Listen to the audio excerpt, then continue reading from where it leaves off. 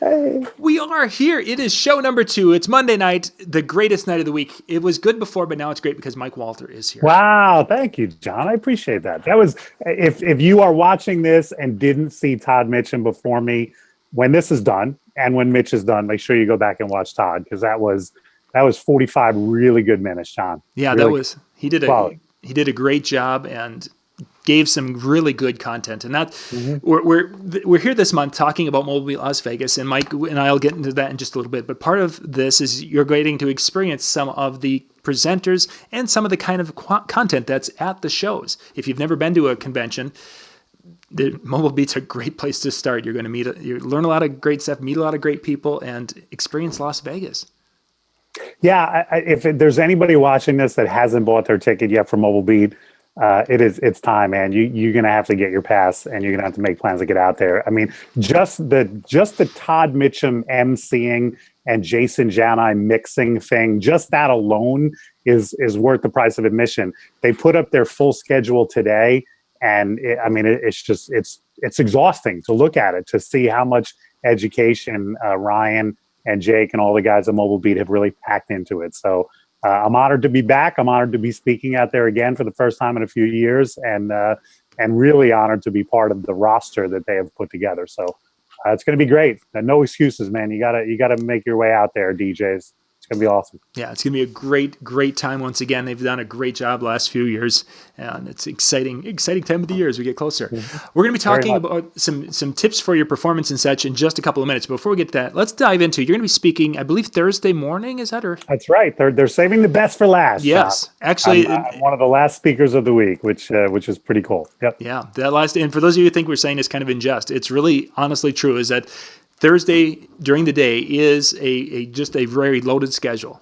Great content. Yeah. So if you make your plans, don't leave Thursday early because I'm speaking. I think Matt Radicelli is on Thursday, and I think Todd Mitchum is doing his finale on Thursday. So yeah, stick around through the entire conference. Either leave, take the red eye home Thursday night, or stay Thursday and leave Friday, what have you. But it's stay for the whole week.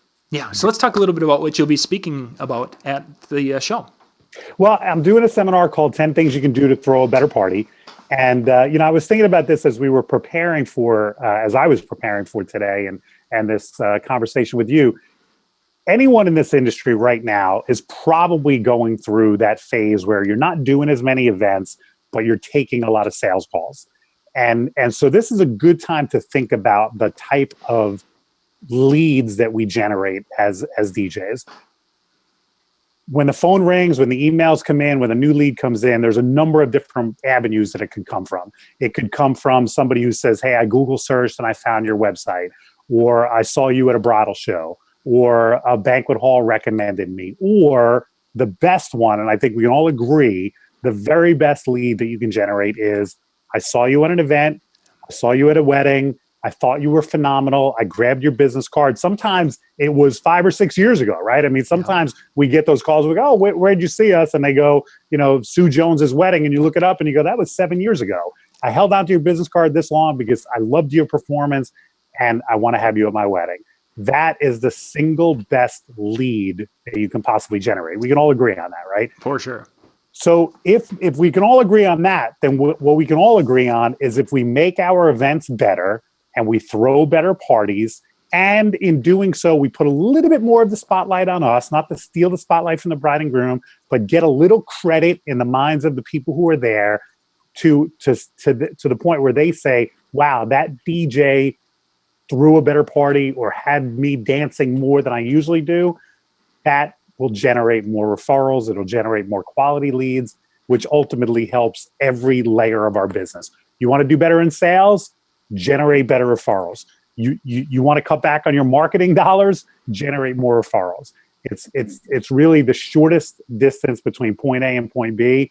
Being opening a business and having a really successful business is throwing better parties and making that phone ring with people who say, I saw you, I have to have you. You mentioned that you're playing a part. You're doing some things to help the party, but playing a part in that, so people will recognize that you played a role in that. But I noticed you didn't say that you're taking over the party and you're becoming the star of the party, or star of the show.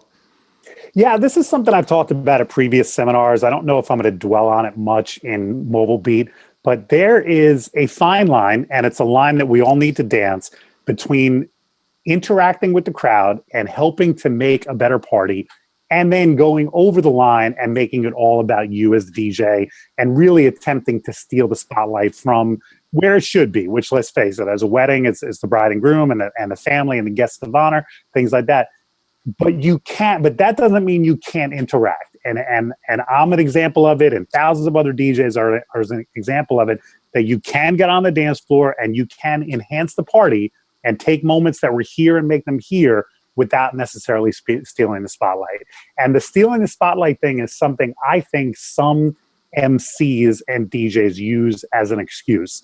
Todd, who spoke before me, mentioned lazy DJs. And, his reference was, I think he was talking more about DJs who pre-mix a lot of their stuff and just hit play and everything else. But you could say the same thing about MCs. I think there are a number of lazy MCs who want to hide behind that DJ booth. Todd also said, the DJ booth is a safe space, and it can be, especially nowadays, because years ago, we all had a table with our gear on it, right? Yes. Now, what do we have? Now we have a table with our gear on it, but we also, most of us have this pretty little facade in front, which is nice. It cleans up our look. It makes us look a lot nicer, but it also very much puts a barricade between that DJ booth and our equipment and everybody else. It's a wall. It's basically, that's what a facade means. It is a structure that's blocking people from you. So if you hang out the entire time behind that DJ table, you are basically saying, I'm not part of this party. I don't want to be on the dance floor with you guys. I'm back here and playing the music. Maybe I'll make some announcements, but that's all I'm doing. And I've always had the philosophy, and it was taught to me from day one, get out on the dance floor, have the cordless microphone, and interact at certain moments of the night. So when Todd talked about lazy DJs, I know he was talking more about mixing, but I would use that reference too as far as MCs who don't interact at certain moments of the night. And you mentioned, of course, interacting with the crowd and engaging the crowd. And that we've talked about this in past shows, and we still want to talk a little bit more about it tonight, is that enhancing the crowd. Basically, I think, was it Carl Hagerman that talked about juicing the crowd? Juicing? Juicing. Is that what he said? Juicing? I believe he referred to it as juicing the crowd. Basically hyping them up, just giving them a little bit of bump, taking the party from here. Exactly. There's a number of different words you can use for juicing, hyping, whatever, but that's really what it is. And it's not all night long, because that would get annoying. If every single song was a clap your hands, sing along, throw your hands in the air, that would get annoying. But what you want to do is you want to spike certain moments of the party, take them from here. You hopefully the whole night's high energy, but every once in a while you want to spike that energy a little bit, and it just creates amazing moments. And also subliminally, it puts a little bit of that credit for those moments on you as the MC. So we're wanting to kind of spike or to build that energy. Now, we've talked in the past about mixing, and you mentioned that you've gotten into beat mixing and doing some things like that at your events more. Is that something that that can be used to kind of build that energy up? And if so, how would you utilize that skill? Oh, definitely, especially in the second half of the party. I mean, anyone that has seen me perform, and you had the opportunity last year, because I was selling, and I still am, the product, a wedding with Mike Walter, which was basically raw footage of me at a wedding. If you look at that 5 hours of footage that I sold of me doing a wedding, you will notice that I am way more interactive in the first half of the party than I am in the second half of the party. The second half of the party very much becomes a lot more about my programming and my beat mixing and building sets through dance music or whatever kind of music, rock music, high energy stuff, and building sets that go like this and peak and peak and peak before you kind of snap them off. Yes, so very much so. I am talking about emceeing when I talk about creating moments, but it is just as relevant talking about mixing, especially later in the night, where it's less about you on the microphone and it should be more about your skill as a DJ, which is something that blows me away that some people in our industry don't focus on, and they don't think it's important, and they don't realize that they are being judged, and they really are, by people at their parties by how well they can mix. And if you don't have smooth transitions, it doesn't mean every transition has to be 64 beats layered together on top of one another. But if all your mixes, your segues, your slams, all of them aren't smooth, there's a certain percentage of people, especially younger nowadays, who get that, who are looking back going, this guy's a DJ. So if you're not working on your skills as far as just basic mixing, you're missing a large portion of opportunity to be noticed as a DJ. Here's a question we've never talked about, Mike, and this just occurred to me. How do you pick the songs for your sets? You're talking about building that set, the energy in that set, but how do you pick the songs that you would use? Man, there are so many factors. I've talked about how programming is such a difficult thing to teach, and I think my Jenga game, and I was thinking about that before when Todd was talking about his focus ball, yeah. And he talked about how he uses that for learning because it's tactile. It's something that it takes a vague concept and it makes it something that you can hold and demonstrate and it makes it tactile. Well, so does the Jenga game. But I mean, John, when you talk about what does it take to programming and where do I pick it's experience. It's what I know from 25 plus years DJing will work. B, I'm a big customer service guy. So a lot of it has to do with what the bride and groom or what the guests of honor have told me to play or asked me to play or told me was their musical preference. But a lot of it, and I've always felt this way, the biggest key to programming is observation. You have to be looking at that dance floor the entire night. You have to be studying what people are responding to and giving up your own preference of music. I made this joke at the last seminar I did that if I let my personal taste sway my programming, you'd hear an awful lot of Prince at my parties. But I don't do that. I observe the crowd, and if I throw an 80s song in there and they respond to it, and I go, nugget, okay, I know they like the 80s. If I throw a hip hop song in there and it clears the dance floor, not even clears, but the energy just goes like this, then I go, okay, maybe I'm not going down that path again tonight. So what worked last weekend and what worked last night doesn't necessarily work at this event. And that's all about observing the crowd and using your own experience. Do you pay much attention to things like mixed in key or the keys of songs when you're kind of going from song to song, or do you really more? I want to call it mixing by heart. We'll call it, for lack of a better way to describe it. It's so funny. This is the second time in the last few weeks that mixing by key has come up. I sent somebody, a good friend of mine, Brian Buonacici. I don't know if you know Brian. Yeah. I sent him one of the mixes that I did recently, and he complimented it. He said, "Hey, man, really good job." But he advised me that I should be mixing in key, or what's the term? What's the harmonic mixing? Harmonic mixing, yeah. And I've heard Adrian Kavlin. I saw Adrian do a seminar about that once, and I maybe that's the next level, John, that I need to take it to. But I don't know. To me, it didn't. Brian bringing it up to me, I went, okay, Brian, maybe I'll have to look into that.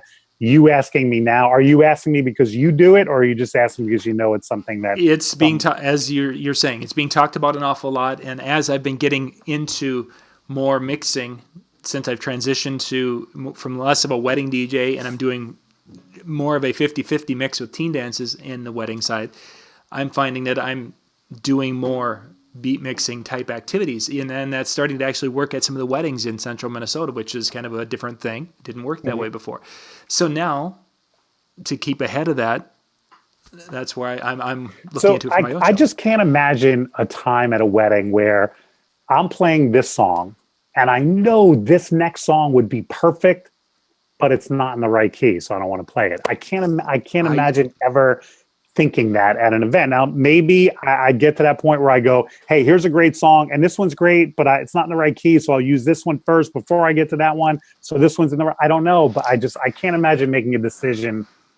I use so many other factors to make my decision about what to play next. I can't imagine entering one more thing, but who knows? Maybe I would. Yeah. Let's see.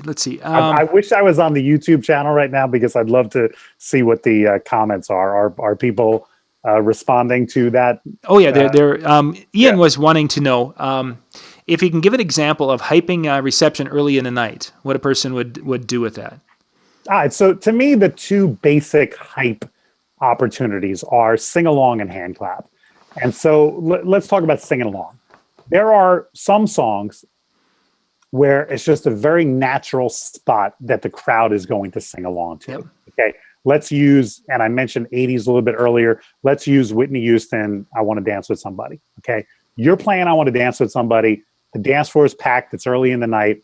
When you get to the chorus, even if you don't say a word, people are going to sing along. Okay. People are going to go, oh, I want to dance. And that might be here. Okay. But if you hype it right beforehand, and if you say, and especially because that's a chick song, it's a song that it's a female anthem type of thing. So if you go, come on, ladies, let me hear you sing, and you time it perfectly, and that one of the keys to prompting, what we're calling hyping and juicing, I often call prompting. Yep. You're prompting the crowd. Okay.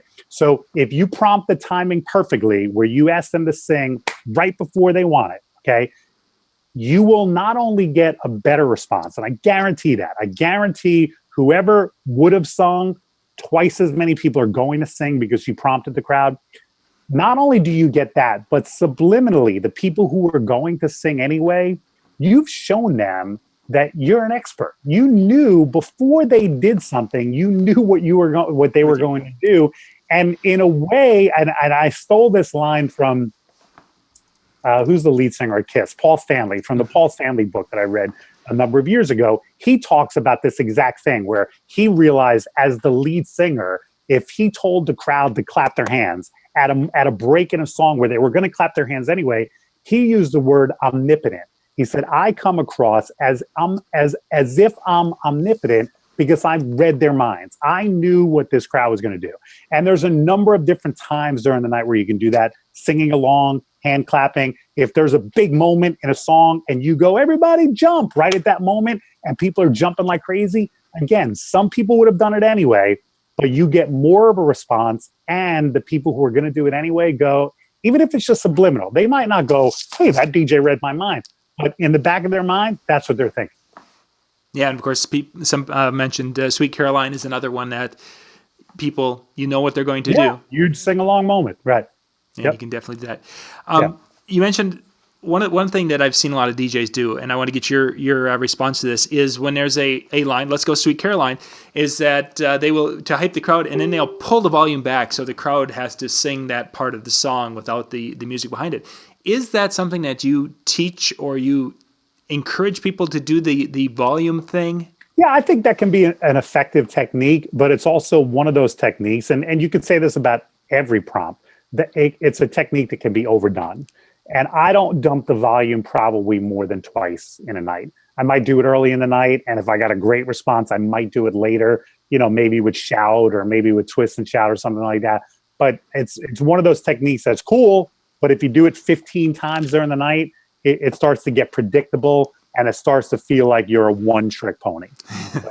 So do things like that, yes, but do them, but then don't overdo them. Okay, just checking. They're throwing out song titles and different things. For sing-alongs? Yeah, you have some with Moni Moni. That there's some things with that. Sweet Home Alabama. The Billy Idol version of Moni Moni is one that I still teach in training. It's got some great breakdowns for hand clapping, and it's got some great call and response moments with the yeah. So yeah, I mean that's one of those songs that if you can play it, and that obviously is based on request, because Moni Moni does often appear on the do not play section of some music lists from some clients. But if you can play it and you have permission to play it, I think it's a great song to play. But it's one of those songs you don't just play and then sit back and watch the reaction. Not that I do that for any party, any song, but it's one of those songs. If I play Moni Moni by Billy Idol, that's a moment song for me. I am hyping the crowd. I'm getting hand clapping during some of the breaks. I'm getting sing-alongs during the call and response, because that can be a big moment song for me. And this might be that big moment song. This might be answering my next question. How does Mike Walter end or get towards the end where you want to be getting the crowd hyped up and you want to end on a high note and just basically make it so that party's just kick butt right to the very end? How does Mike Walter end an event, a wedding? I love high energy. So I'm all about customer service. I meet with my clients and I let them get involved in the programming. And every once in a while, a client will say to me, we want to end with a slow song. And maybe I'll try to talk them out of it. Maybe I won't. It depends on what kind of rapport we have. But if they say want to end with a slow song, there's nothing I can do. But if I have my way, I go out on a high note. I go out on a high energy song. The energy is here. If the videographer is still there, I'm doing some stuff, turn it around, face the video, big wave goodbye.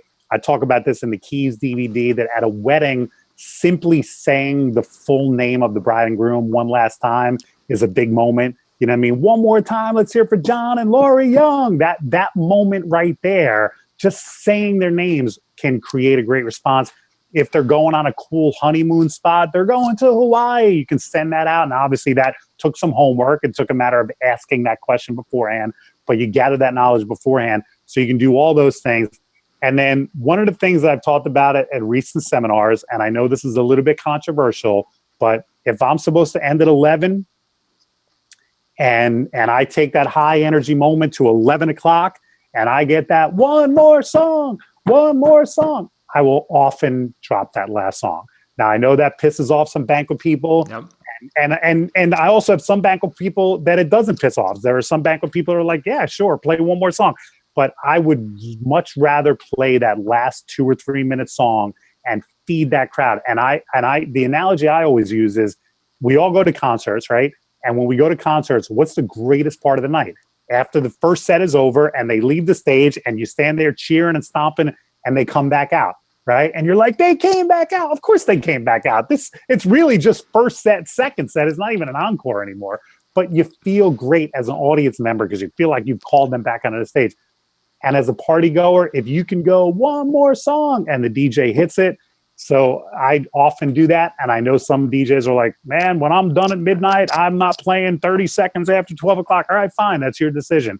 But, if I get that one more song chant, unless I've got a banquet manager who's literally going to pull my plug, yeah, then I'm going to play it, So where would you put if they want to have a slow song towards the end, where would you put that in progression?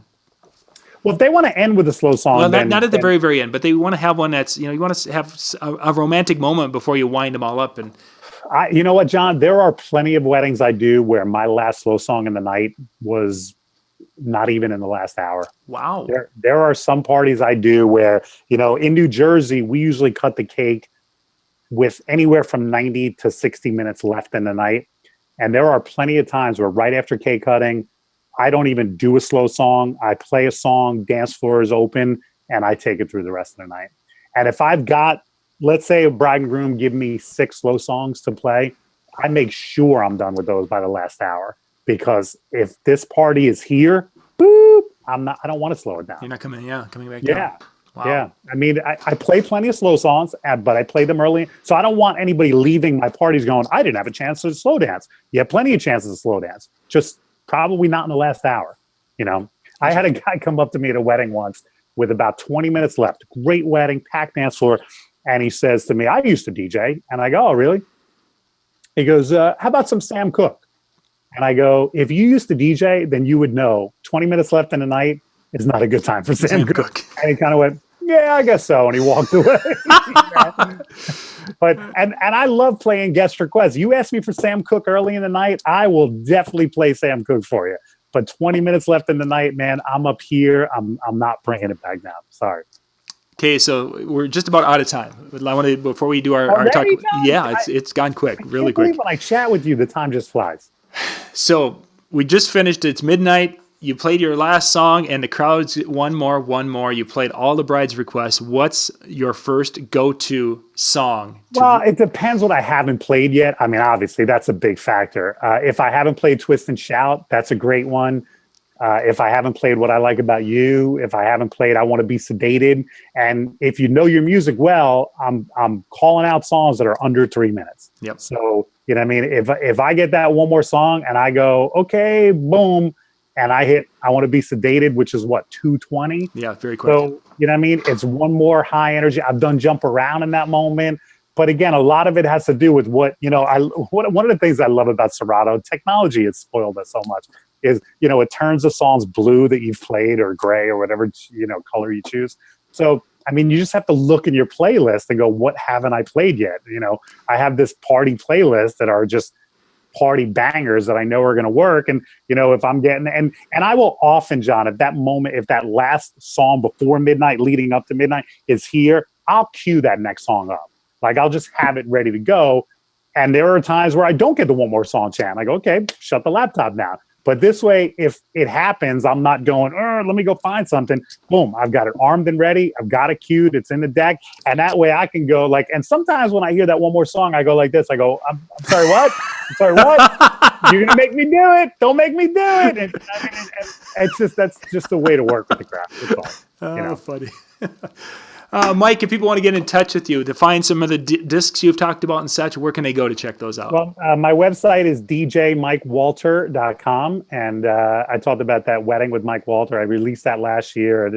It's 4 hours plus of raw footage with me and also offering commentary. That's available there, as well as the Keys DVD, which I released, I can't believe now, 2 years ago now. Yeah, time flies.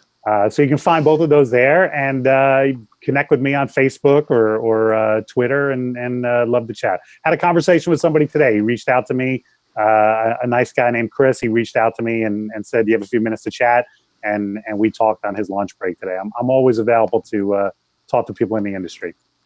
Great stuff. Mike, thank you much for being on. And you got Mitch Taylor coming up. Mitch is in the wings. We're going to switch over. Are you watching his live at 7:55 every morning on Facebook? I love it. I watch it, but not live. I watch the okay. recording of the live. I'm usually having my breakfast when Facebook says, hey, Mitch is about to go live. And I go, let me click in and say good morning to Mitch. So we'll talk more about that. And thank you, John, for having me on. I appreciate it. Thanks, Steve. We put the link in the description. Mobile Beat. We put links in the description so you guys can go get that, or it's in the chat. We'll see you in a few minutes. Once again, Mike, thanks much. Thank you.